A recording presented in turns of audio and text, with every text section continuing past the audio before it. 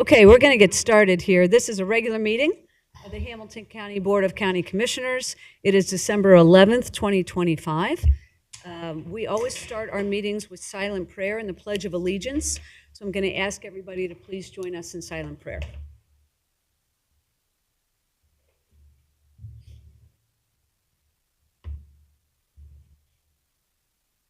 Amen. I pledge allegiance to the flag of the United States of America and to the republic for which it stands, one nation, under God, indivisible, with liberty and justice for all. All right, let's do introductions from the dais. Christy Rischel, Assistant Clerk. Leslie Hervey, Clerk to the Board. Stephanie Summerall Dumas, Commissioner.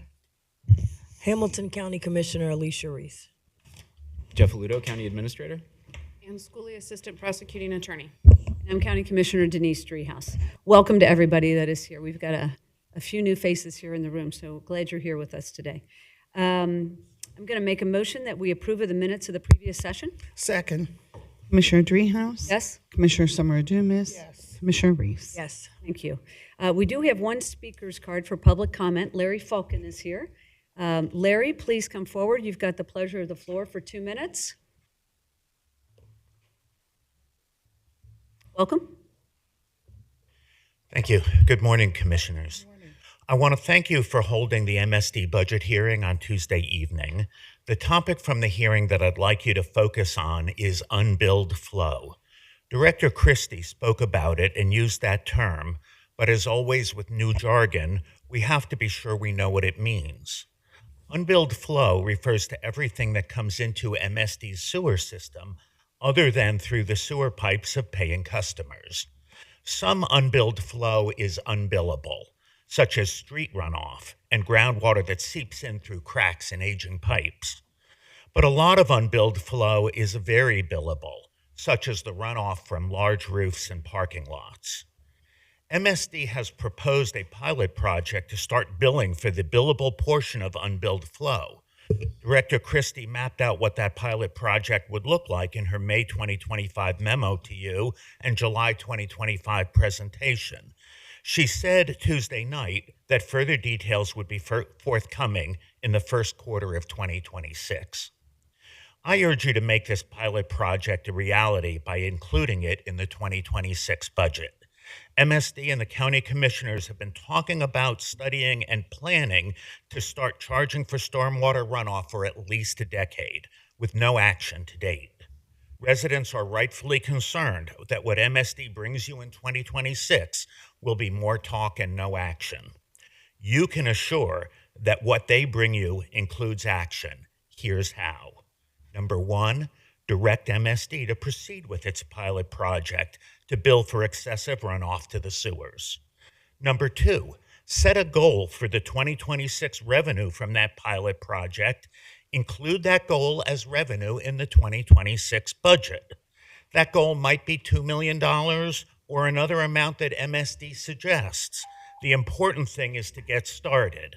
And then number three, use a portion of that revenue to provide a budget for the pilot project. Director Christie says she's going to do it as an additional assignment to workers who already have a full workload. That assures that the project will make slow progress or no progress. So if we really want them to start doing what they say they're going to do, put it in the budget. Thank you, Larry. Appreciate it. We do have one additional speaker's card. Nathaniel Livingston is on Zoom. Nathaniel, you've got the pleasure of the floor for 2 minutes. Thank you. I have a simple request.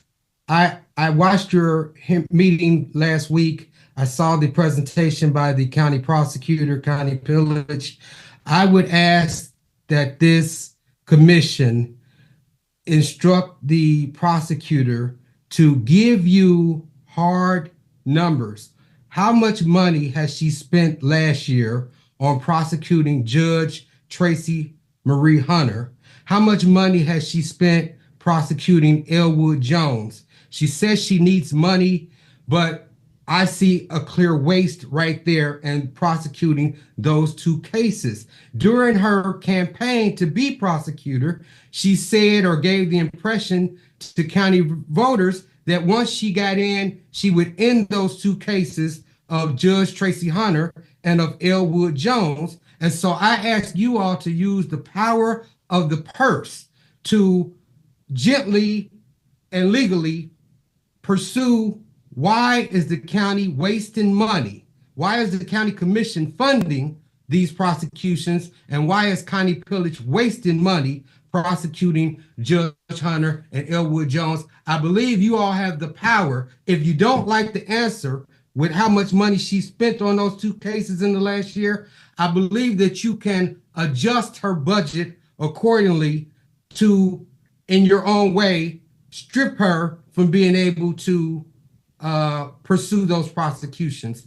That's a legal way for you all to not interfere with the prosecutor's work, but for you to give some people who are concerned about injustice in Hamilton County some assurance that you care and that you're using your power, the power of the purse, to rein in an out of control prosecuting attorney's office. Thank you. Thank you very much.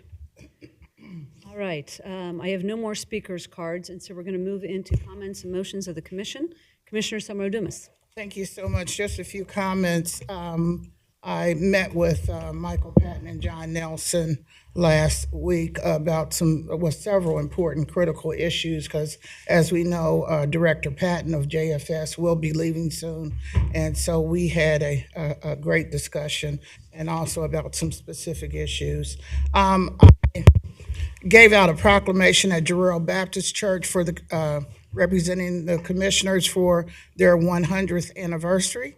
And then I also had a visit since the executive board meeting just this week. As it relates to the budget hearing, we had our final public hearing. And so I am and have been spending the majority of my time just going through our budget line by line. And I have a few comments I'd like to make, basically night and day.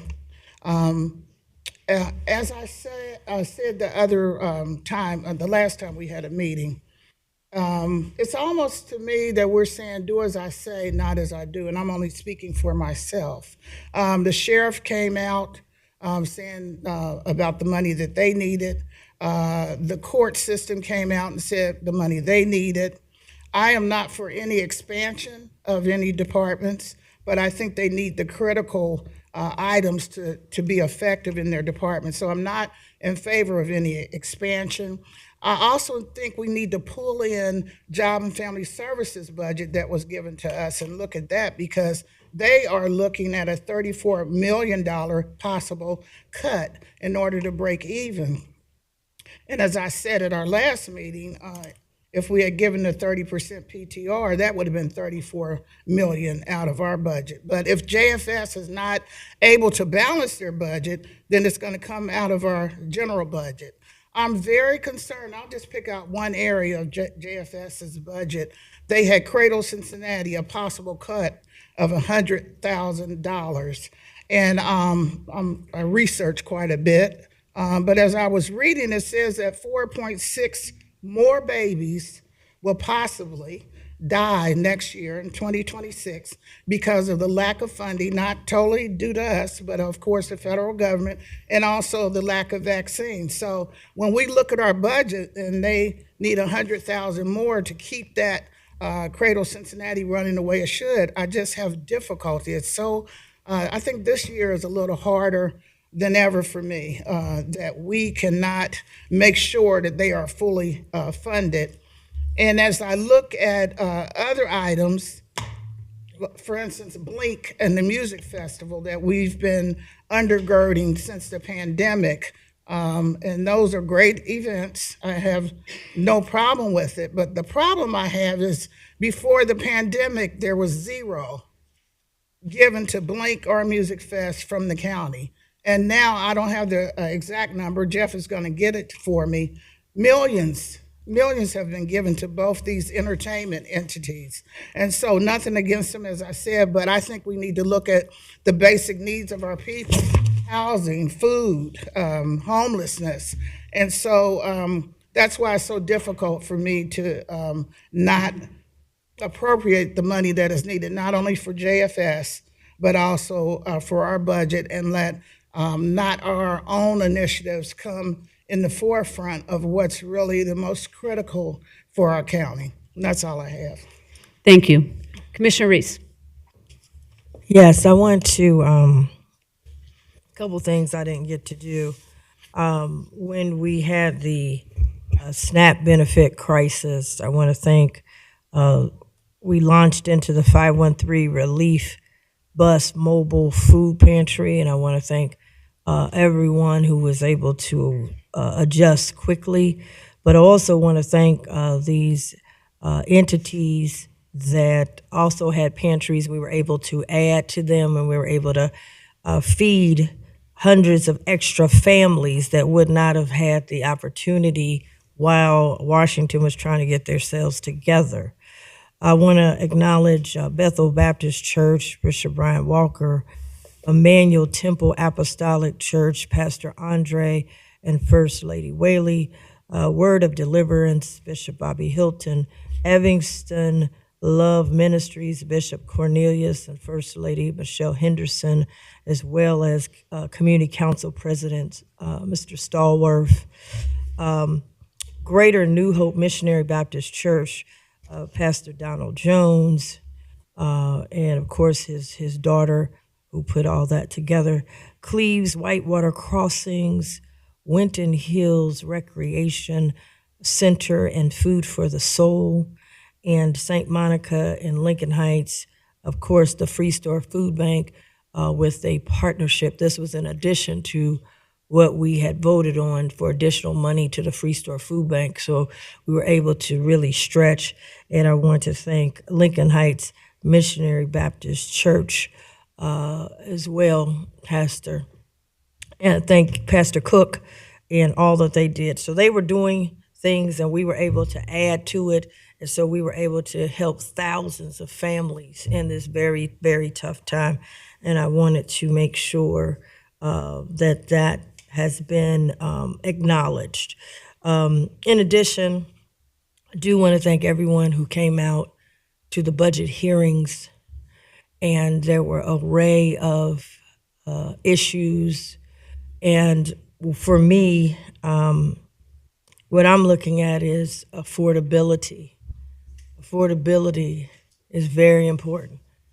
I don't want to just balance the government budget and the people who live here can't afford the budget. I want to make sure whatever budget we pass, they can afford. The other thing is that we got to look at everything we do. We can't put it in silos. Cannot put it in silos. We are at a time now where we've got to be creative, and we have to be able to look at everything that is available. I want to highlight that affordability and safety are the two things I'm looking for. These are the things that I'm hearing from the citizens out there. When I was able to get to the grocery store, that's the stuff I hear. I couldn't get in the grocery store without people stopping me, saying, I can't afford these high property taxes. Can you do anything? I could not get around to anything. Gas stations, people are stopping me. I'm suffering. Everybody's going through it right now. It doesn't matter what level that you're on. Everyone, the money's drying up. The bills are getting higher. The checks are not getting higher. And so when we look at every single dime in this budget, for me, I got to look at it from the lens of, is this affordable for the taxpayers of Hamilton County? We heard testimonies where people are saying, we're way more expensive because of our property taxes. They're running to other counties. And that's a true statement from the people that's on the ground. We're hearing from grandma and grandpa saying, hey, we get ready to lose our house, and it just it's just something, it does something to me to read an article. And one of the few that I really, was absolutely true and heart touching, where you have a gentleman that worked his whole life, he retires, and his Social Security, and because of property taxes, after he pays his property tax, he don't have but $40 left. He's got to try to get food. He's try to pay his gas and electric. Now, we can't just write him off and say, oh, don't worry about him. This man worked, paid taxes, paid into the system, tried to do it the right way. And what's so sad about it, his house is in Madisonville, one of these redevelopment areas. What happened is we'll price him out, and then the Port Authority to come in will get it and say it's an eyesore, and then they'll put it in a land bank, and then the land bank, they don't pay no taxes. Well, why couldn't we give him a break so he can own the house, keep his house? They pay 0 taxes when they put the properties in the land bank. So they can sit on it for a long time, but the person in the house can't sit on it because they're after them. We have to be looking at who we do business with. I understand that there's some financial institutions, and now that COVID's over, nobody has, the regulators aren't looking into it. And I hear from people saying that the banks they're not being nice. They're coming in, they're taking the property, they're giving you a or else, forcing people into foreclosures. And what do? Once that happens, we give it to the land bank, and what does it do in the land bank? No taxes. No taxes. So I am concerned, and every decision we make impacts something else.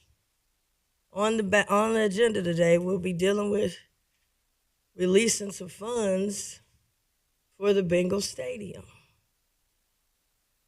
And let me just say, there is no restricted fund for the stadiums. It's self-restricted. In other words, the state of Ohio Revised Code, we have some that are restricted by state law. This ain't it. The voters went to raise the sales tax, which really could have just went into the general fund. But past commissions decided to put it in its own fund to do a lot of stuff on the banks outside of the stadiums. Parking and garages and all. So when we say we got a fund over here, this self-inflicted. This is it's up to us, because really it's just a additional sales tax. And so it's just hard for me, because we got it on the agenda today to move forward, but then we say we can't afford the safety requests. We can't afford for the gentlemen and the seniors and others to be able to give them a tax break so they can have their house. It was already said, if we pass this particular deal,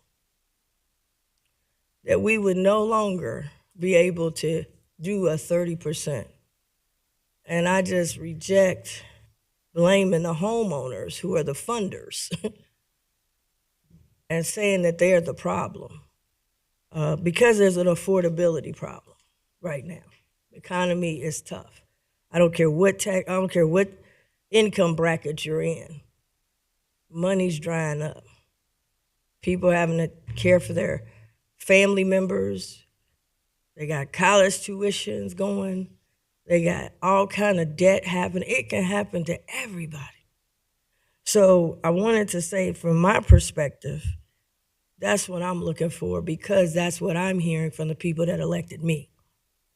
Maybe others might have heard something else, but people elected me. So I think we have to be creative.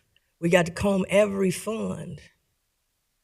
We had $2 million that came out of the interest earnings fund. This was not out of the reserves. Last time, deja vu, this time last year, we found $2 million. I support Sundance, but we didn't get it. And it came out of the interest earnings, is what it said. That's what I voted on. It passed. $2 million. It was not in the reserves. We also had $5 million for a new women's soccer league, which I supported as well. But unfortunately, they didn't select us. That came out of interest earnings. It did not come out of the reserves. So for me, I'm looking at, well, wait a minute. If these things had happened, we would have voted to spend $7 million. So for me to say, well, wait a minute, you hurting the reserve. This was never in the reserve. In fact, I didn't even know about this fund until these two entities came and said, we're going to try to be what? Creative. So I feel like those should be put to the side because they was never expended and now could be used for some of the things that we've heard testimonies for. So those are the ways that I'm trying to look at these things. We have got to get creative. We're asking homeowners and taxpayers and renters and everybody else, they got to get creative. And I want us to we get creative on certain projects. Then we had a presentation not too long ago about an $800 million idea for the banks. And I understand we might have to have a vote on that idea at some point. I don't see how we could consider an $800 million idea if we claim we broke. So those are the things, and it doesn't mean we don't want progress, but how does that go above grandma trying to hold on to her house? How does that go above somebody being able to afford to live here in Hamilton County? So for me, I know it's going to be a tough thing, and, you know, 100,000 and 200,000, I learned from Jeff Aludo when he came, that's almost, it sounds big to all of us individually, but when you're close to almost $1 billion in expenditures, I'm looking at some of those bigger ticket items and investments. On the calendar today, item number 1 would be some bond financing that we're going to be dealing with, budget adjustment, $211.5 million in note proceeds for Paycor Stadium renovations.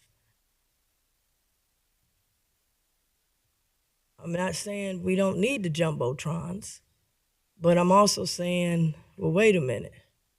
How does that be communicated and not brought up? Because it does have an impact. That deal did have an impact on homeowners. It did. Because the people voted because they thought they were going to get something. Now, we never did take it back to the people and let them vote again and say, are you okay with not getting anything? I tried to do that, but we didn't do that. We didn't go back to them and say, now, will you be okay if you don't get nothing? And see how they feel about it. So those are the things that I'm looking into. The other thing is MSD. I like to get some in writing so I can understand. They said there would be a up to 15% increase.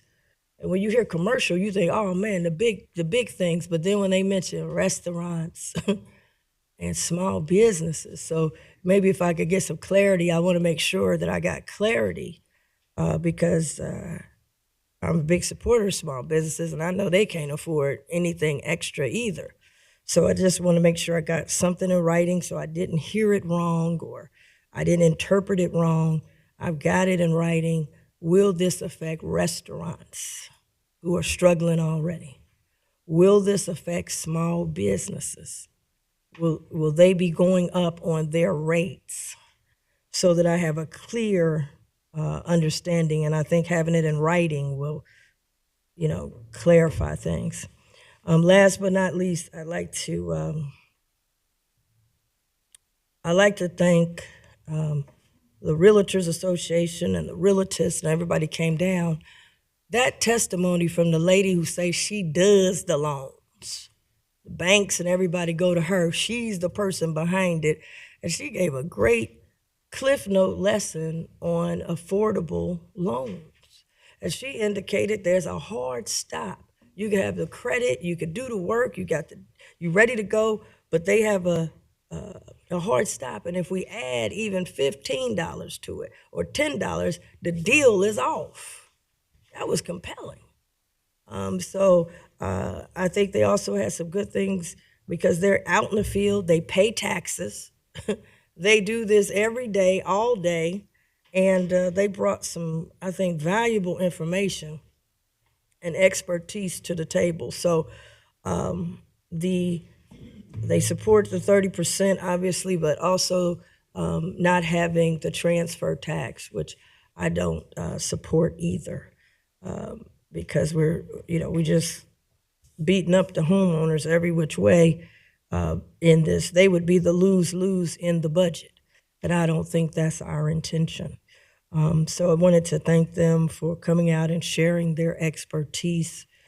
And I forgot to say, everyone who was honored with Who's Who in Black Cincinnati last night, I want to congratulate all of them who was honored and thank the Dr. Carter Womack and his group and Hiram Jackson. I think they do it all over the country, but I'm glad they were able to do it again here in Cincinnati, and I want to thank them for the Vibe Award that I received, but also, more importantly, all of the people that got honored in a lot of different businesses. So that's what I have so far. Thank you. Thank you. I have a couple of things. First of all, I wanted to mention the opening of the Elm Street Plaza across from or adjacent to the Convention Center. This is the plaza where the Millennium Hotel used to sit, and it's been re-envisioned. 3CDC and the CVB had a big part to play in this, along with the city of Cincinnati. And this is the property that will be used for programmable space for the convention center. So an expansion of that facility, in essence, an outside expansion.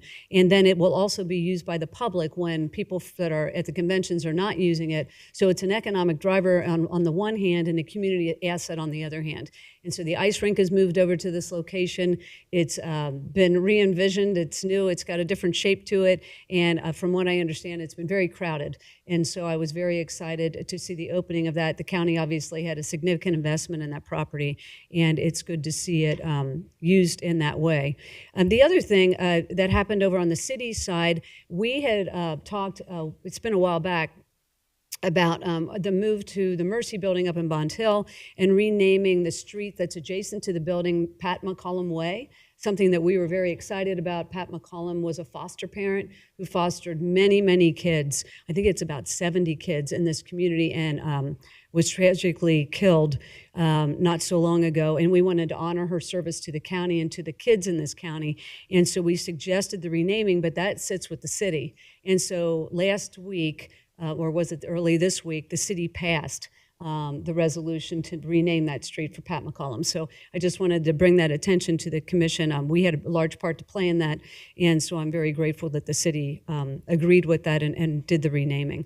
I also went up to the CCAO Winter Conference. I was up there for a couple of days. There was a lot of conversation about property taxes, as you might imagine. That is on the mind of every county commissioner of all 88 counties throughout the state of Ohio. So every session I went to was about property taxes and how we're responding to what's happening. The looming problem is that there's a citizen initiative to eliminate property taxes that could be on the ballot in November of next year. We met the authors of that initiative. They talked about their rationale. We talked about the impact to the services that we provide for our constituents, not the least of which are Child Protective Services, 911, sheriff's deputies, all the things that we talk about when we talk about safety. And so it was a lively conversation, but it is a looming challenge for counties if that thing gets on the ballot. So we'll have to see how we do next year. But we also talked about some of the relief that we have been providing as county commissioners by way of property taxes. And so we have asked the state to be our partners in this. We talked about a circuit breaker. We talked about deferral. We had all kinds of recommendations from the governor's task force, on which I was a member. And they've taken up some of them, not all of them. But the one thing they did take up was House Bill 335, which caps the county's revenue to the rate of inflation for our inside millage. that will keep those spikes from happening. So we saw a spike which kind of instigated all these conversations. And that was the reason people were alarmed and paying more in their property taxes because of House Bill 335, of which the County Commissioners Association, we supported that, will cap our growth by the rate of inflation. So those spikes won't happen anymore. But I think it's important to recognize we're the ones bearing the cost of that. So that will come at the cost to the county. It will be in the millions. And we, as partners in all of this, trying to provide relief to property tax owners, have said we will play our part and we will take that reduction, but provide the relief to the property tax payers. And so I think it's getting lost in the conversation sometimes because it happened at the state level, but that is something that the county commissioners are in partnership with and will be paying for as we move forward. The other thing we talked a lot about were these SNAP benefits and the changes coming from the federal government. There are significant changes in SNAP where we, again, are going to bear the burden. The feds are not paying what they have paid in the past. It's going to be on us to pay for the administration of SNAP. And so that's going to be another challenge for the county. So the headwinds are in front of us. There are a lot of things happening at different levels of government that are challenges for us, but we will be the ones delivering the services and responding to those challenges. So that's something that we're committed to, and that's something that we'll continue to do. They also delivered a proclamation over the weekend. Pastor Peter Matthews had Bishop Hee-Soo Young at his church, the New Vision United Methodist Church, and delivered a proclamation on behalf of the three of us to the bishop, welcoming him into the community. And we heard some inspiring words from both of those faith leaders. And then lastly, I too was going to talk a little bit about the budget. So thanks to those who came out to the public hearing on Wednesday, right? It was Tuesday. Thank you. Get my days mixed up. And the previous hearing that we had during the day. It's very informative to hear from people related to the budget and some of the challenges and priorities that people in this community have. So I'm very grateful for that participation. We do have 2 meetings next week. We've got a staff meeting, and then we've got our Thursday legislative meeting. That is the meeting at which we are expected to pass the budget. And so as has been said, there are a lot of conversations happening behind the scenes to try to figure out how we're going to balance this budget. I just wanted to note a couple of things that I think are important that has been discussed, and I know we'll have continued discussions. So the administrator has said that we are always looking at our projections by way of sales tax. Sales tax is the big driver for revenue into our budget. We rely on property tax to an extent, but the bulk of it is sales tax. And so sales tax projections from this county have been fairly conservative, as I think is appropriate. But the sales tax, while it's been flat for most of the year, we saw a slight increase recently, and so there is $6 million that has been identified through the sales tax revenue so that we can use by way of this budget to fill some of the gaps or fund some of the priorities. The challenge there is that if we remove, and I know there's a majority consensus on this, remove the transfer fee, that is $4.7 million to the budget that the administrator built in or baked into his budget. So the $6 million is in, the 4.7 comes out, and we're left with 1.3. So that's kind of the math equation that we're looking at. The commissioners, and I'll speak for myself, but we all have certain priorities that we like to put forward as we talk about budgets. One of mine, and it's been referenced by one of my colleagues, is related to economic development. I do want to clarify that when I'm supportive of economic development by way of some of these large events that come into our community, it's not so that the events necessarily can take place. I mean, that's fine and good, and I think that's a lovely investment, but really it's the ROI, it's the return on the investment that I'm most interested in. And we did get a memo about that as we invest some of these dollars. What is the return to the county, not only by way of sales tax, but by way of the hotel motel tax and some of these other funds that are benefited by some of these large events. So I will continue to advocate to that. Obviously, we can't afford to do what we've done in the past. I recognize that, and so I'm hopeful that we can do something, but not at the level that we've done in the past, because we've got so many other priorities. And it brings me to this idea that we've got these funds that have been talked about. Some of them are literally restricted. Hotel motel is a good example of that, where we really can't use that money for other things, as are some of the other funds. And when it comes to the stadium fund, that 0.5 in the sales tax that was passed by the voters, there was a spirit of what that was intended to do, which was build stadiums and maintain stadiums on the riverfront. Again, an economic development driver and anchors for that part of town. And so I am trying to honor that commitment by way of what people voted for many years ago. The PTR was part of that and has been written into the financial stack for the agreement with the Bengals through the lease, albeit not at the level that was done early on. And we've had variations on what we've been able to do. And when I say we, I mean collective commissioners before us and now. There have been drastic shifts in what we've been able to do by way of the PTR. But I am going to always support this idea that we have a formula.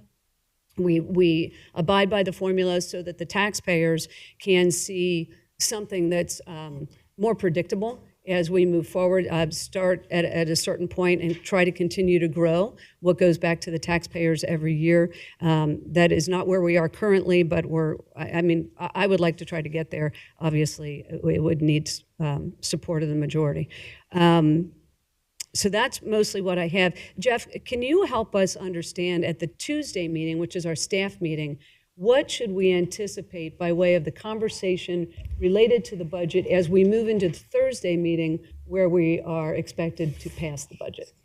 Thanks, Commissioners. This was actually going to be a part of my by-leave comment because so we are looking to close out the budget by December 18th. I think that's the last time we want to get together in 2025. So if the goal is to do that, we plan to bring forward a resolution to the board on December 18th. But there are some changes likely to the administration's recommended budget. We've been talking with your chiefs of staff about many of those changes, hearing what we've heard in public session and budget hearings, making sure that we are still balancing. So the thought was that at Tuesday's staff meeting that we would come forward, and we've done this in the past, where we'd come forward and discuss the overall changes from the administrator's recommended budget to where we are now, so that when the board passes something on Thursday, there's been some transparency placed to what's in it, what's not in it.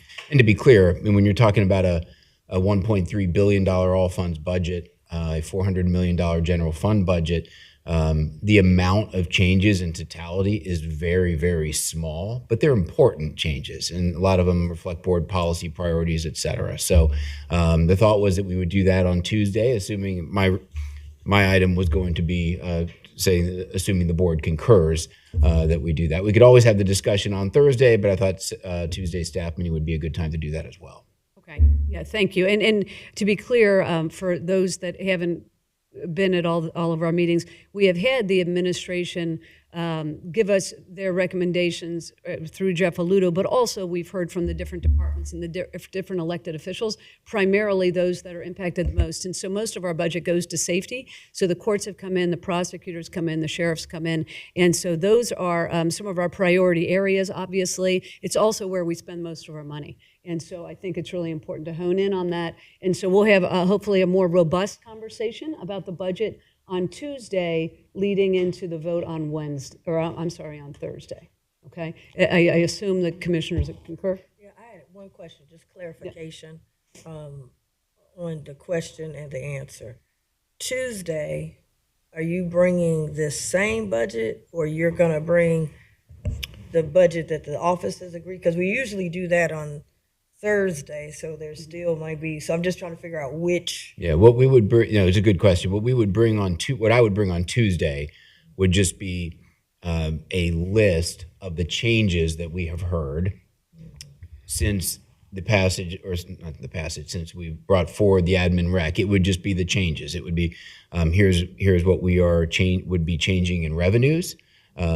So for example only, if by that point we believe there was consensus to remove, say, the transfer fee from the budget, it would say we're removing that. We've made some we've made some revenue adjustments in some other funds, and then we have heard the following in terms of expenditure, additional expenditure requests or reductions, and how that leads to balancing. So we wouldn't just be bringing forward the same budget, we'd be bringing forward the incremental changes to that and how it leads us to balancing. And in the past, that's what we've done in past years, is we would send out a reconciliation memo right about this time that would have just a table that's, and we're working on it right now, that would say, here's the additional revenues or the reduced revenues we have, here's the changes in expenditures, and here's how we get to balance.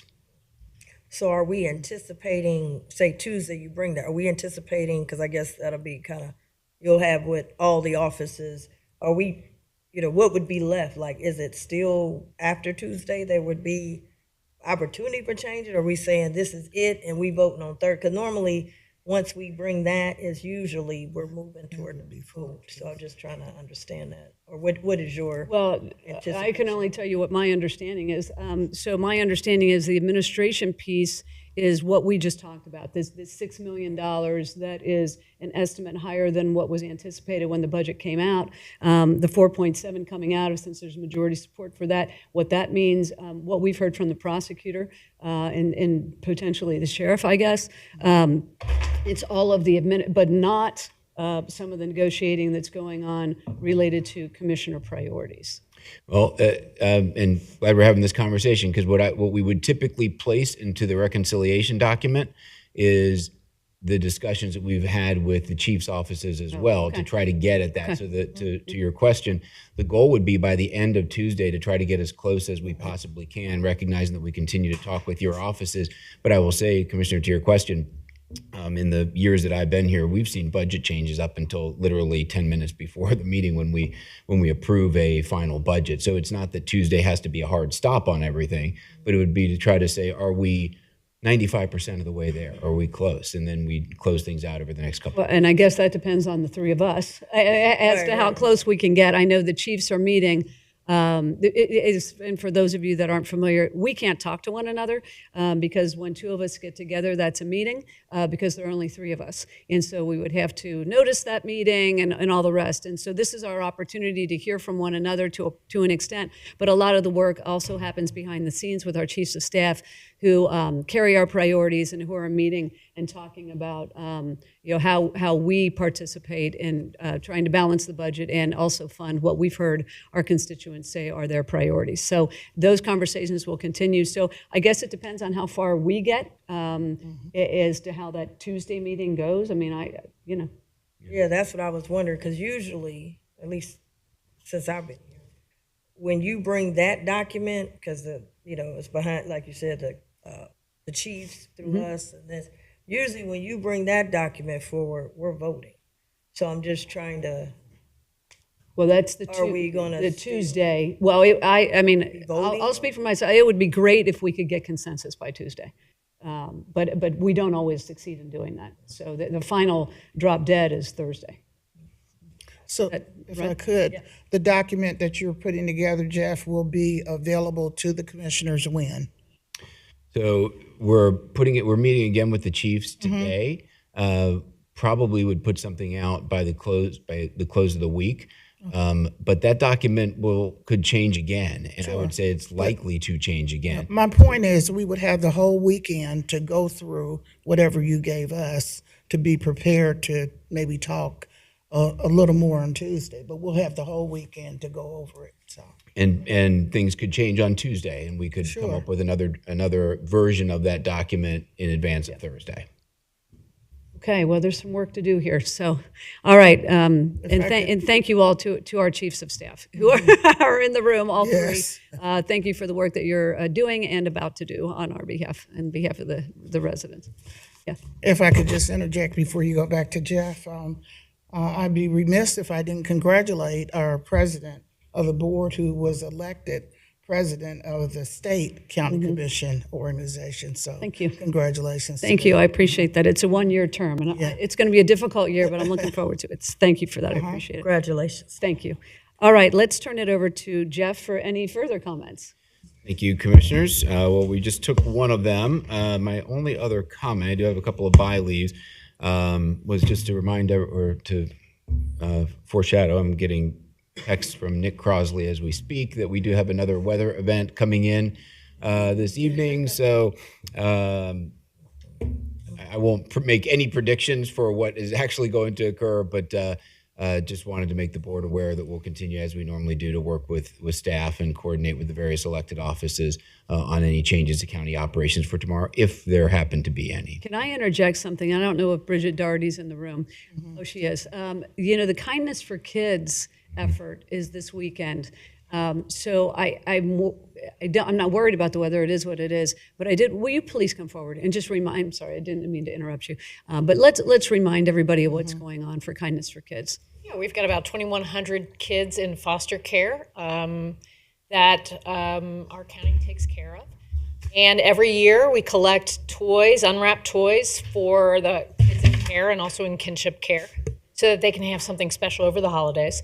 One of our biggest events is the Bengals game. So it's coming up this Sunday, and we're going to be collecting at we have 5 entrances and Bengal Gym's tailgate, and we will be collecting unwrapped toys for the kids in care. Freezing or not freezing, we'll be there. Yes. Okay, so I just wanted to remind people to bring those toys when they come to the game. Thank you. Thank you very much. All right. We're back to you, Jeff. All right. So those were my comments, Commissioners. I do have a few by leave items. The first by leave item in your packet, by leave item number 1, is an operating budget amendment for MSD. I believe I saw Lauren here. I don't know that we necessarily. She's in the back. Okay. Hi, Lauren. Sorry, I don't have my glasses on.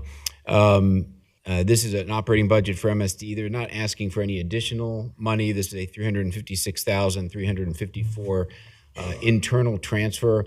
Whenever you issue bonds, the IRS monitors the interest that you accrue on those bonds, and you are by law able to make a certain amount. And if that amount is over that certain amount, you have to make an arbitrage payment to the IRS. So this year there is a $356,354 bond arbitrage payment that needs to be made to the IRS. This just moves money internally within MSD in order to make that payment.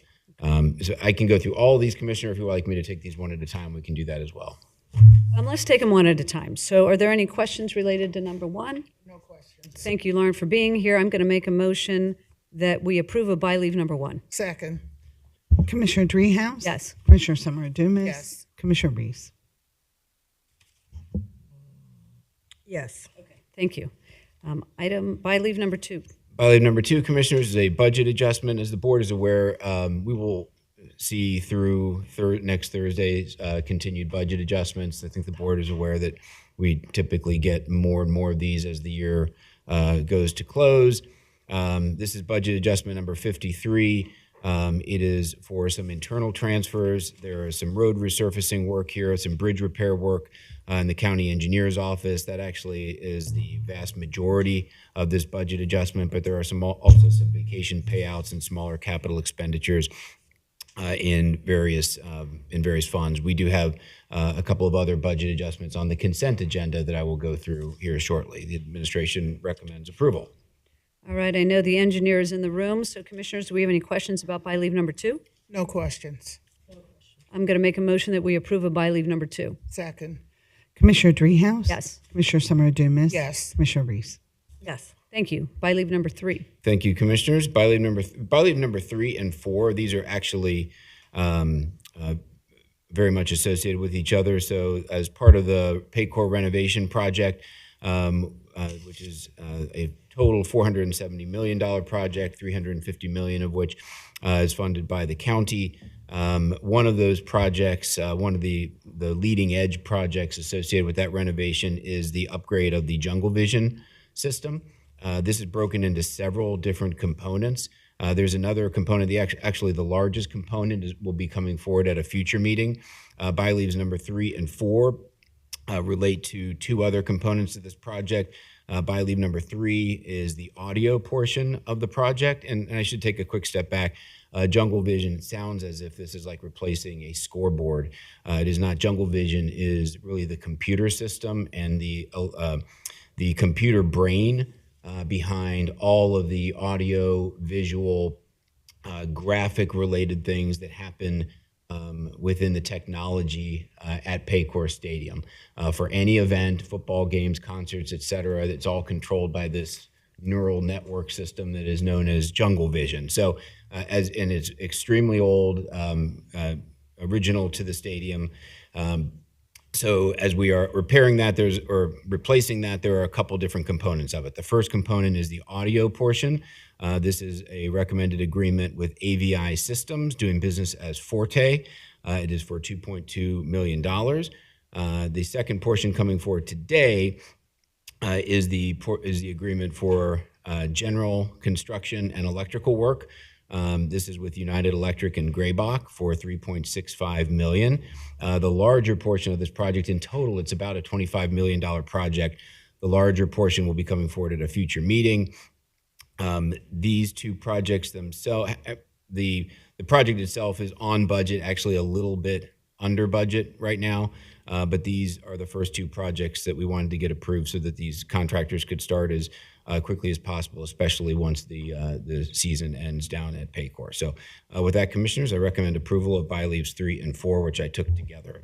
Commissioners. Okay, Commissioners, any questions? Well, Jeff, when we look at 3 and 4, I had mentioned one of our last meetings that we need to be very clear of where the buckets are that the money is coming out of, and I didn't hear you. You mentioned some of it, but not all of it. Thank you, Commissioner. So this is not general fund dollars. This is all funded ultimately through debt service payments out of the Riverfront Stadium Sales Tax Fund, separate from our general fund. So thank you for that clarification. Thank you. Commissioner Reeves, any questions? Yeah, I just had a question. When you say the debt service, now we have another item on here, item number 1, where we got to sell notes in order to pay the debt. Is that part of this, or is this a whole different thing? It's all linked together, Commissioner. So yeah, we have an item coming up on the regular agenda that is we have sold notes, and those the proceeds of those notes will be appropriated into a project fund so that we can pay for projects like this, et cetera. But we already have those proceeds. All we're doing at this point in that agenda item is just accounting for it, putting it into a project fund so it can actually be spent.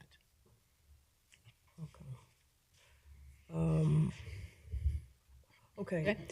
All right, I'm going to make a motion that we approve of by leaves number 3 and 4. Second. Commissioner Dreehouse? Yes. Commissioner Summer Dumas? Yes. Commissioner Reese? Abstain.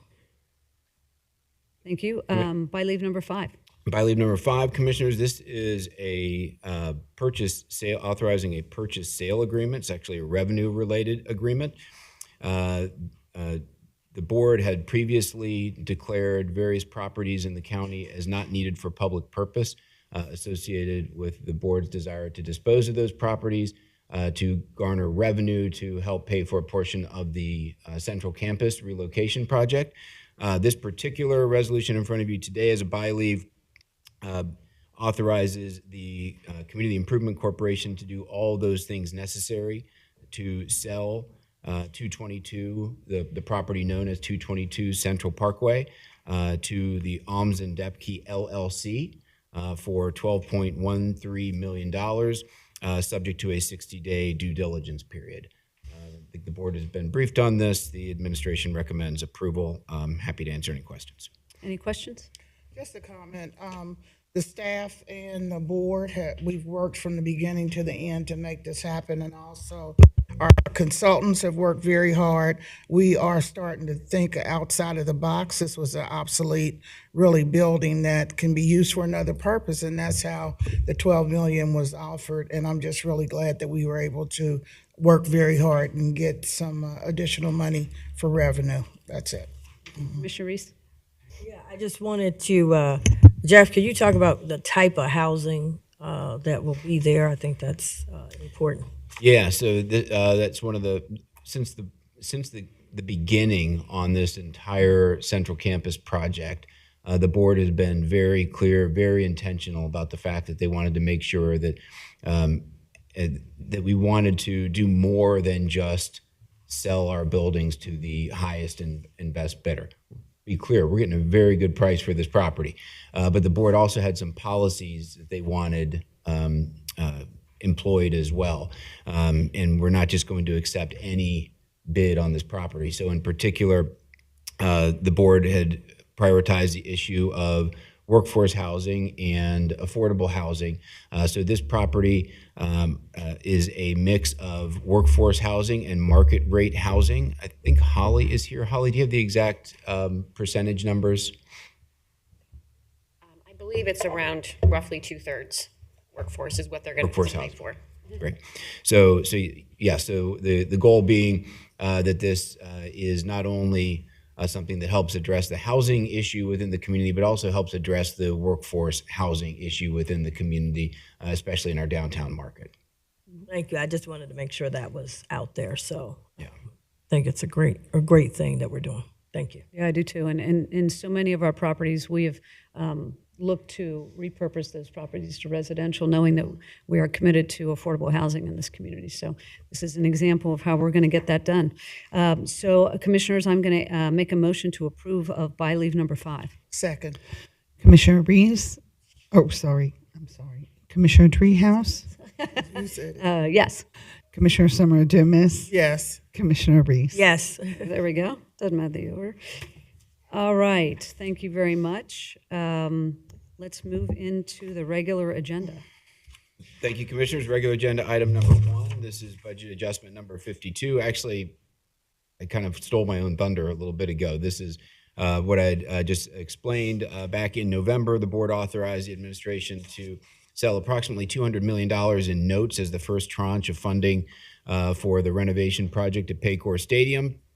There will likely be another tranche next year. There will also be a refinancing at some point, hopefully next year, could be over the next 2 years, associated with these notes to take them out with municipal bonds. The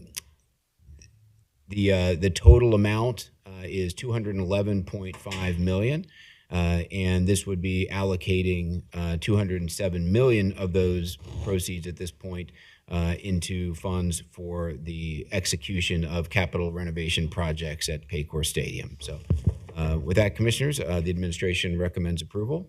And I was going to say I'm happy to answer any questions, but I see Mr. Bergen has come in, so if there are any questions, John is happy to answer any questions. Very good. Thank you. Commissioners, questions? No questions. Commissioners?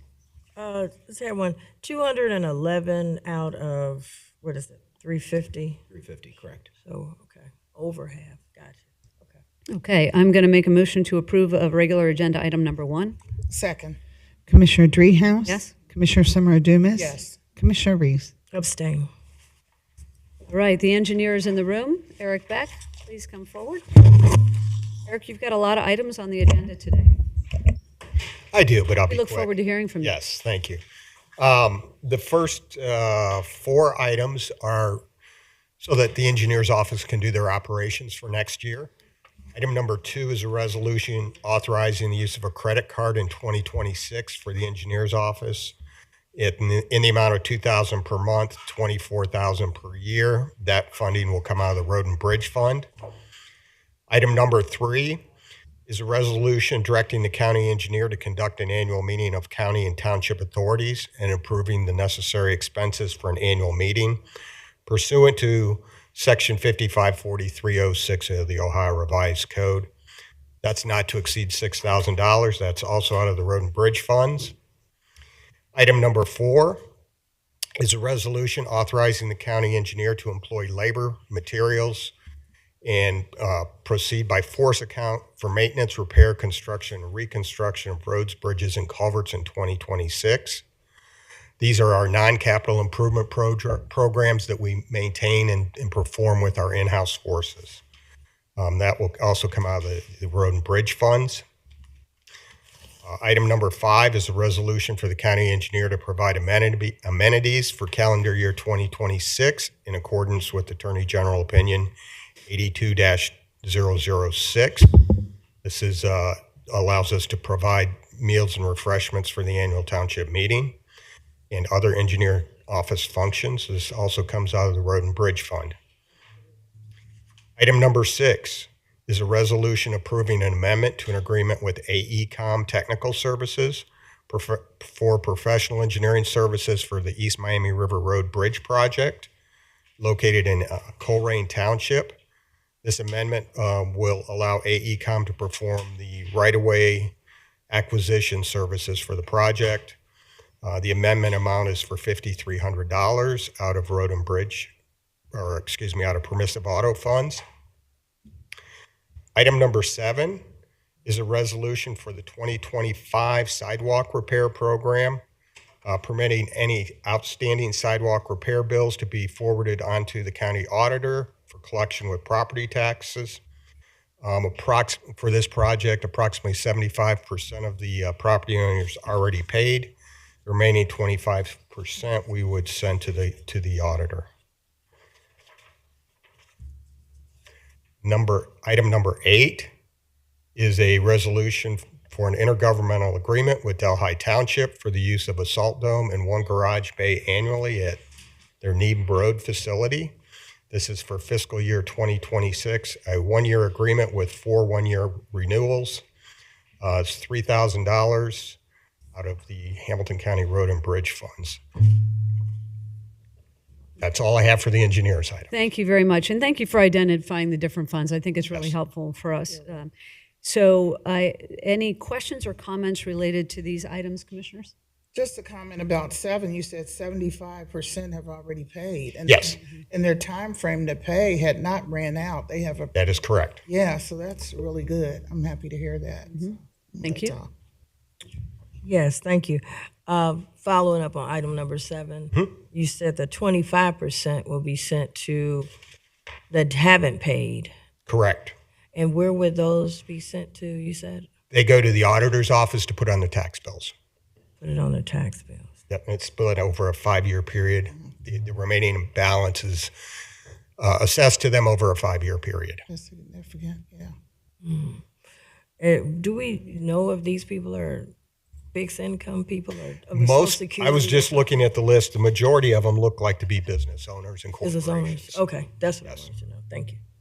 All right, commissioners, I'm going to move that we approve of regular agenda items 2 through 8. Second, Commissioner Dreehouse? Yes. Commissioner Summer Dumas? yes. Commissioner Reese? Yes. Thank you. One other thing, though, engineer, before you go, item 11 is a resolution appointing a member to the Board of Trustees for the Hamilton County Transportation Improvement District.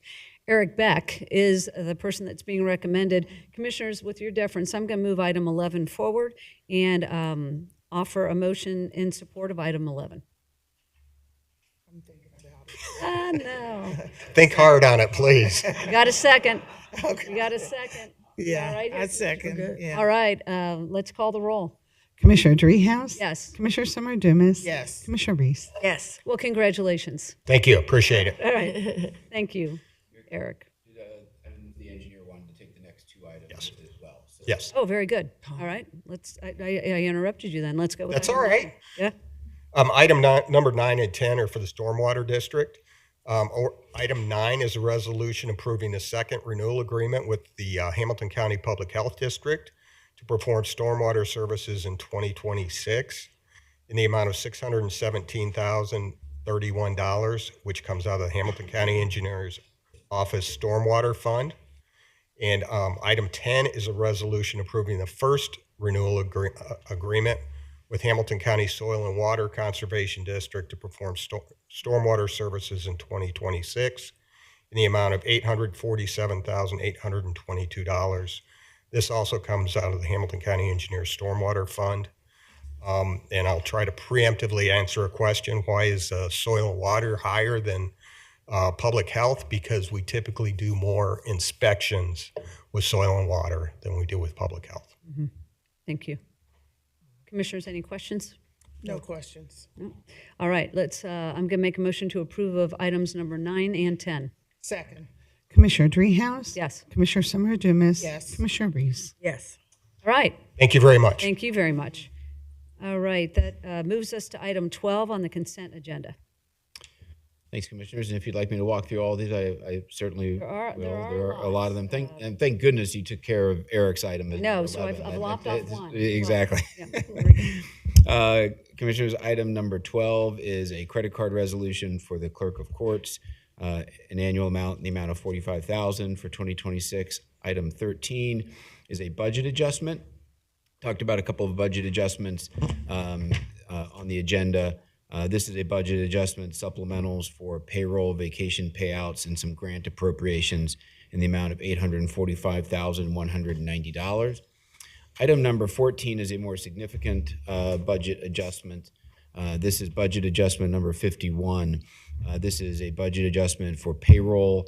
There's some general liability insurance and grant appropriations in here, but primarily, Commissioners, the bulk of this adjustment relates to a supplemental in the children's services, a supplemental from the Children's Services Levy in the amount of $15 million to cover costs in the levy, primarily associated with what we have seen in terms of the increasing costs of children being placed into care through Job and Family Services. So I recommend approval of this as a part of the broader consent agenda, but just wanted to call it out specifically because of its magnitude and because of its importance to the operations of Job and Family Services and Children's Services. Item 15, Commissioners, is an agreement between the county and the city of Cincinnati, whereby the city is agreeing to pay for a water main installation associated with the regional safety complex. Item 16 is an agreement related to the approval of housing revenue bonds being issued by the port for the Montgomery and Maple project in Norwood. Item number 17 is a resolution awarding an agreement with Triton Services for sanitary, sewer, and storm relining at Paycor Stadium in the amount of $1.1 million. Item number 18 is a sales tax acknowledgement of a payment for Veteran Services Commission in the amount of $51.83. Item number 19 is a then and now with River City Correctional Institute and Sherwin-Williams for some painting work in the amount of $1,362. Item 20 is actually the rejection of an invitation to bid for resurfacing of the Sheriff Patrol Headquarters parking lot. There was one bidder on this project, and that bid came in more than 20% over the estimate. Item 21 is the purchase of a Dodge Durango in the Sheriff's Office at $34,779. Item 22 is the purchase of 3 Dodge Durangos as replacements in the Sheriff's Office at $110,885. Item 23 is an amendment to the parking management agreement with SP Plus for $1.4 million to reconcile expenditures for the year 2025.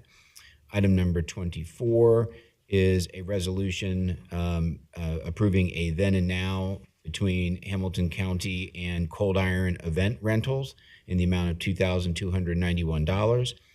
Item number 25, Commissioners, should show up as pulled in your packet. Item 26 is the acceptance of one purchase order for Veteran Services in the amount of $21,481 for radio and social media advertising. Item 27, Commissioners, is approving of a third sublease amendment between the board and Abstract Displays. This is for property and space at 6245 Creek Road. And this extends that lease through March of 2026. This is for 911, and this will dovetail into 911's move into the their new Tri-County facility. Item 28 is a resolution approving the use of credit cards in facilities for a total of $38,996. Item 29 is a credit card authorization in facilities for $8,400. Items 30 through 32 are 3 economic development projects. Item 30 is a resolution a grant amending the timeline associated with the community revitalization grant that we have with the Village of Lockland. I believe Doug Wayman is here from Laughlin, so he's here if there are any questions. Hi, Doug. Item 31 is a resolution authorizing the negotiation and funding agreements for for small business grantees. These relates to the grants awarded to Pitch Night winners.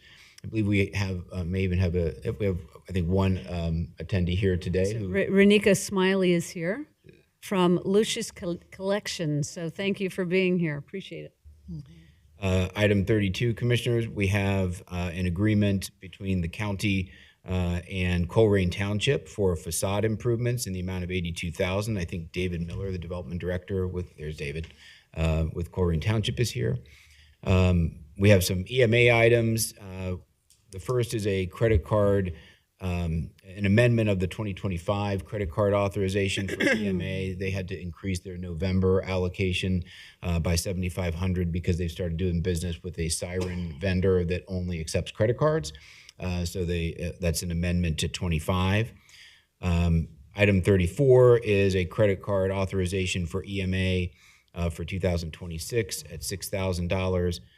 And item 35 is also a credit card authorization for EMA for 2026 for $120,000.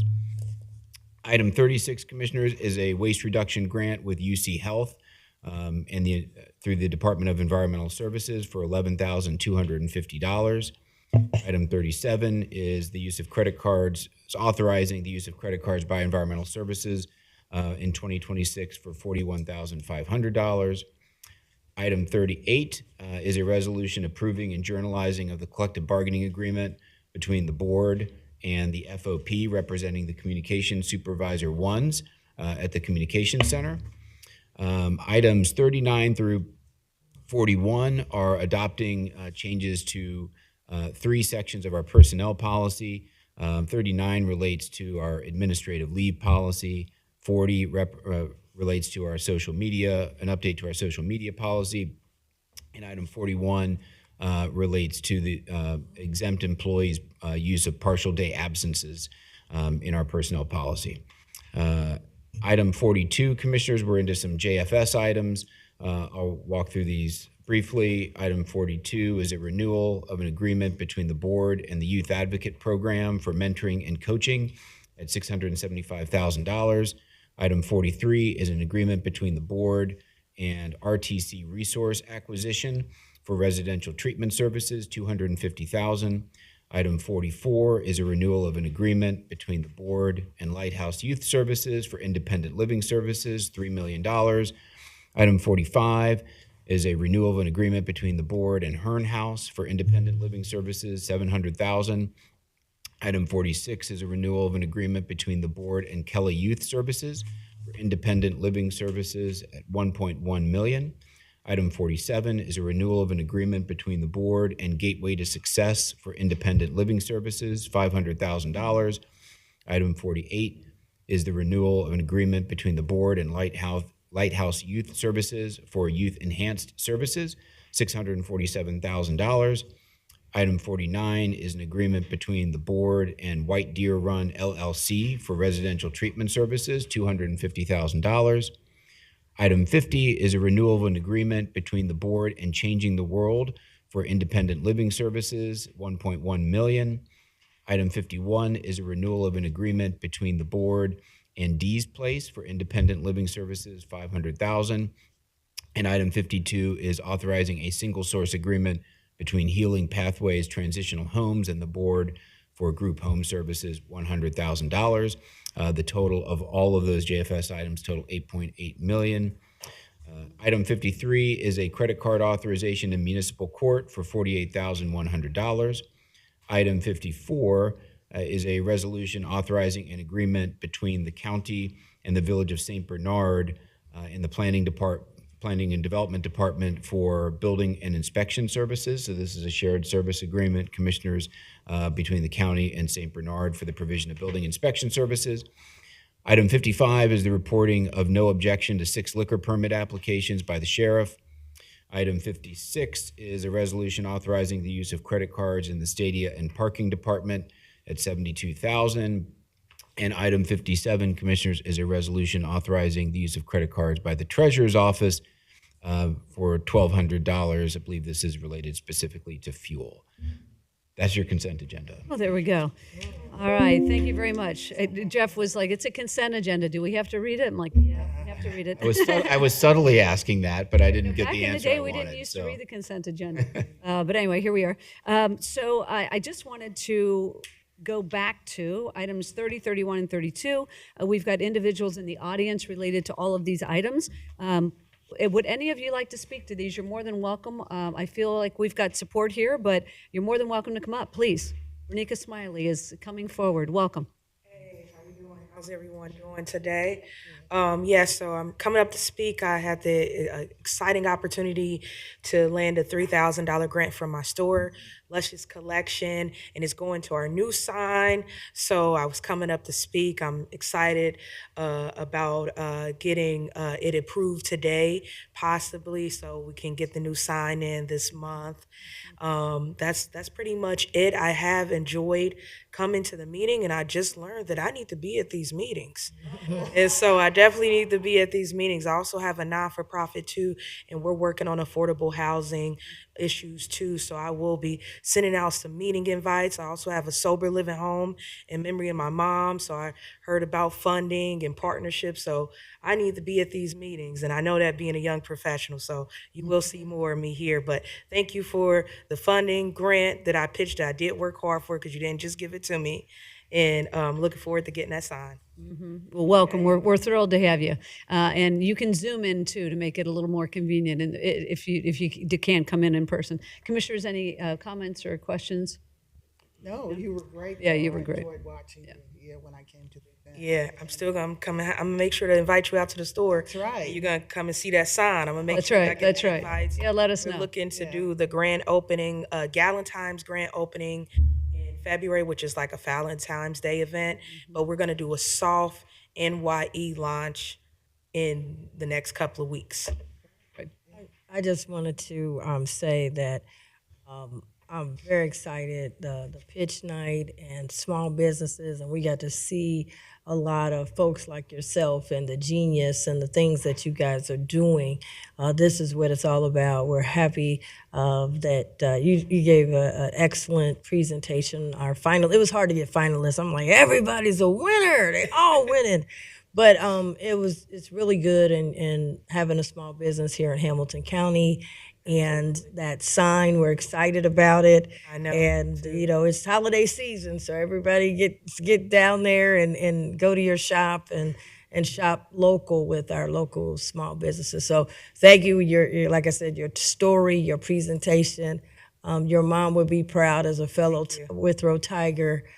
You doing this in memory of your mother, I just think it's just her legacy continues. So thank you. Absolutely, thank you, and I'll make sure to be in touch with you guys and sending out invites to that grand opening. That's right. Thank you very much. I think the Village of Lockland would like to have a word. Yes, ma'am. We'd like to thank the commissioners for the consideration of the extension of this grant. The work has been done.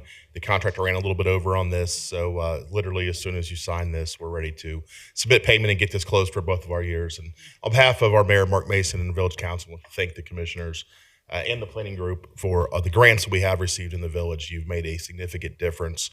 This one in particular is in our West Wyoming business district. It's a parking lot that was done. We're looking forward to CIP money next year that we were awarded that is going to further enhance that streetscaping and stuff. So again, I just here today to say thank you, wish you all Merry Christmas, Happy Holidays.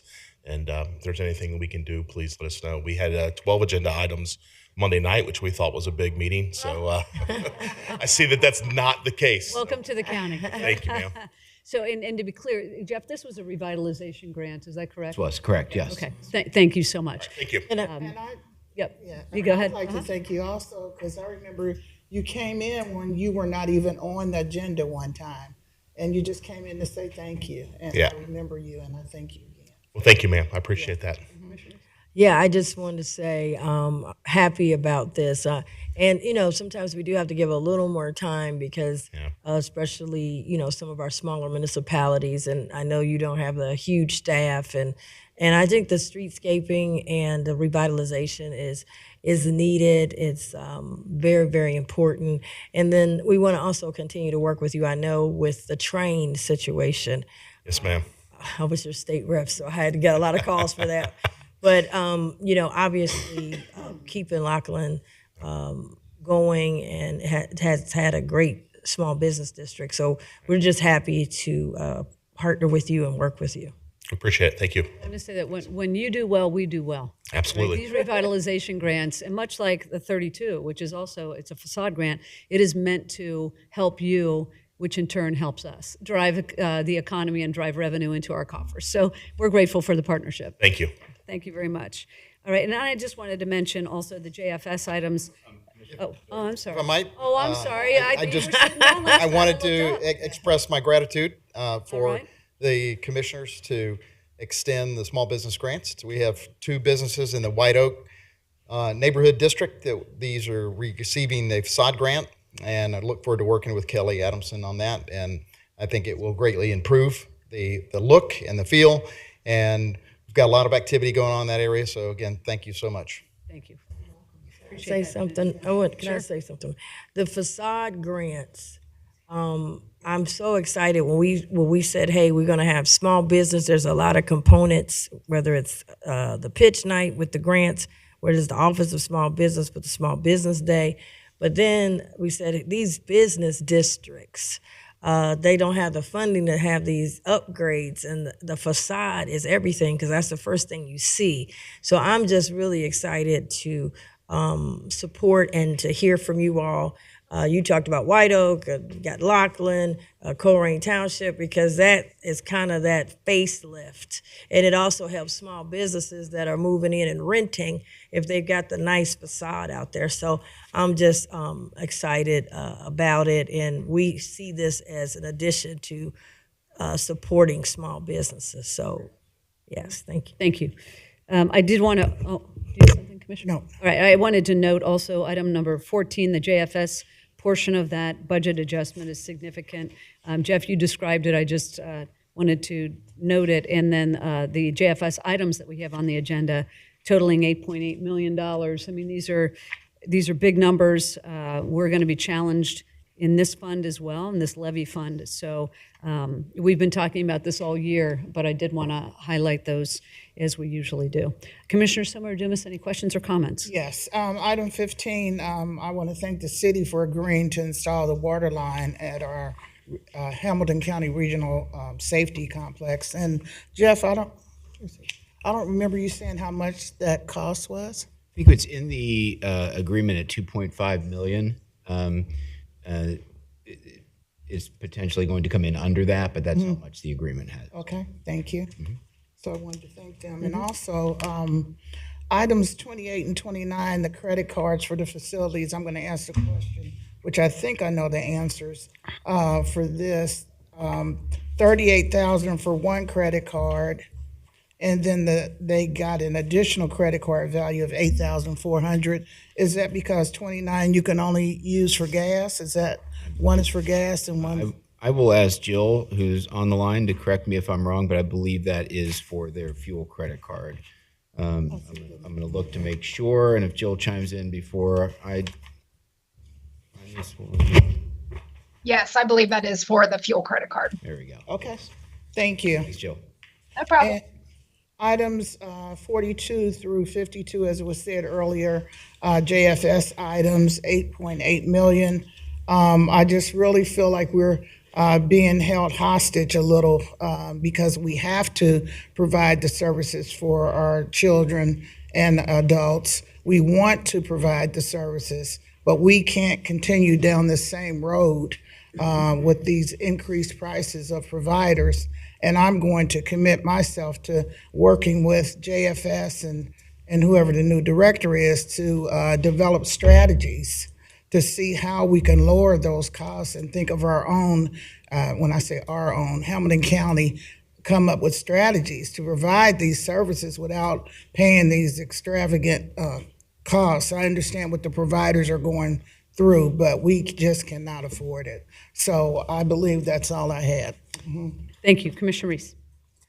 Yes, so item number 15, I too thank the city working on the water main installation. Wanted to find out where are we on the, I always say, where are we on the project so the people know where we at. This is the Hamilton County Regional Safety Complex, and where are we in terms of getting, where are we anticipating the end? And then where are we on the memorandum with the city in terms of them agreeing to shut down that gun range that's in Evendale, but pointed toward the Living Heights Woodlawn area? Do we have an agreement on that? I know they've got some personnel changes as it relates to the chief. I just want to make sure, because we can build it and have it, but some of the folks are saying, when is this going to be shut down out there? Yeah, so there's two phases of that project. The phase one will be wrapping up next year, and then we'll get into phase two. Anson, do you want to provide a specific timeline for phase one and phase two, and what each, maybe a little bit about what each entails? And then I would assume that the city will not finalize a date until they know exactly when phase two is going to be completed, but you want to provide some detail on that? Yeah, phase one should be completed in January of next year. Now, phase one is the infrastructure work, the earth removal, all of the excavation that we have to do. We actually had a huge retaining wall that we had to put up, so that is near completion. And then once that is completed in January, then the package for the design of phase two is more than 90% complete. So we can put that out to bid, and we hope to, by at least the third quarter of 2026, to have the entire facility complete and ready to move into. Now, this waterline agreement was really a major hurdle that we overcame, because I know it was one of the things that the city really wanted. They wanted water there instead of well water. And so the fact that we're getting this signed today, and we'll get this over to them before the end of the week, that construction can start, and it'll be finished before the complete facility is finished.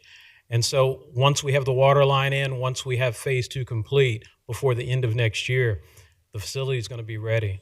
And the city's been really good partners in this, and we're looking forward to working with them and getting the entire safety complex up and running. Great, that's good to hear. I wanted everyone to hear, because we had the groundbreaking last year. Yes. Around this month, and so to let people know, because I know we've been working hard behind the scenes and stuff, but that they know that this is moving forward and partnership is looking great, and nothing seems to be a hiccup. They're looking forward to moving into this state-of-the-art facility as well. This is going to be an improvement for everyone. Awesome. Thank you. Awesome job. It's one of those win-wins, right? The other thing that I had on here, let's make sure, I think we addressed two of them already with people coming up. I just wanted to make sure. Yeah, those were the only items that I had. So thank you. Okay. All right. I am going to make a motion to approve of consent agenda items 12 through 24 and 26 through 57. Second. Commissioner Dreehouse? Yes. Commissioner Summer Dumas? Yes. Commissioner Reese? Yes. All right. We have nothing further in front of us. I'm going to make a motion to adjourn. Second. Commissioner Dreehouse? Yes. Commissioner Summer Dumas? Yes. Commissioner Reese? Yes. Thank you.